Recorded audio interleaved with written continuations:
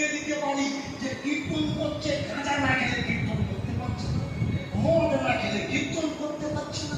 যারা আজকে লাইভে এসে তৃণকৃষ্ণ ঠাকুরকে নিন্দা করছে, পেটে হাত দিয়ে দেখো সবকটা চিটিংবাজ, কারোর চরিত্রের ঠিক নেই। আপনাদের এই এরিয়ার একজন কীর্তনীয়, যিনি নাচলেই বয়সী মেয়ে বিয়ে করে অন্য জায়গায় উঠে আছে, কেমন মনের ছেলে, অথচ তৃণকৃষ্ণ ঠাকুরকে নিন্দা করছে। আজকে চিনে নিতে হবে তাদের। আর এরাই যদি সমাজের সুধারক হয়, এরাই যদি সমাজের কথা হয়, এরাই যদি হিন্দু সমাজের পরিচালনা করে, বলুন সমাজ ঠিক থাকবে তো? যার চরিত্রের ঠিক নেই, তার ঘরে আপনার মেয়ে যাচ্ছে প্রণাম করতে কীর্তনিয়াকে, আপনি উঠোনে বসে শান্তিতে থাকতে পারবেন তো? যে কীর্তনিয়াকে প্রণাম করতে যাচ্ছে, কোথায় হাত দিয়ে আশীর্বাদ করে দেয়।